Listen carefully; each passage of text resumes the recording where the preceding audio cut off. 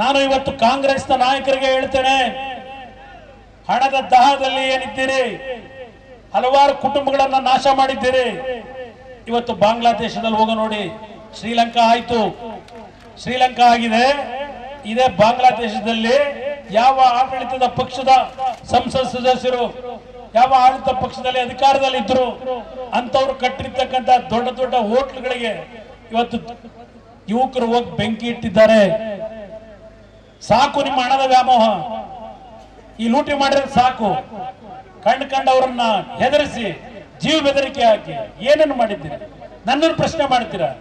ತಯಾರಾಗಿದ್ದೇನೆ. ಯಾವ ತನಿಖೆಯನ್ನು ನೀವು ಮಾಡಿದ್ರು ಬರೀ ನನ್ನ ಕುಟುಂಬದ ಅಂತ ಅಂದ್ರೆ, ನನಗೆ ಕುಟುಂಬ ಅಂದ್ರೆ ನಿಖಿಲ್ ಕುಮಾರಸ್ವಾಮಿ ಒಬ್ಬನೇ ಮಗಿರೋದು.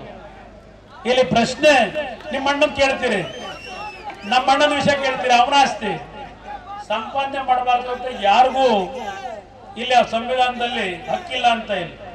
ಸಂಪಾದನೆ ಮಾಡೋಕ್ಕೂ ಒಂದು ವಿಧಾನ ಇದೆ, ಸಂಪಾದನೆ ಮಾಡೋದಕ್ಕೆ. ಇಲ್ಲಾಂದ್ರೆ ಹೋಗಿ ಸರ್ಕಾರಿ ಭೂಮಿಗೆ ಫೆನ್ಸಿಂಗ್ ಹಾಕಿದೀವ. ಈಗ 14 ಸೈಟ್ ತಗೊಂಡವ್ರಲ್ಲ, ಆ ರೀತಿ ಮಾಡಿದೀವ. ದೇವೇಗೌಡರ ಮೇಲೆ ಇಲ್ಲ ಸಲ್ಲದ ಅಪಾದನೆ ಮಾಡಿದ್ರು.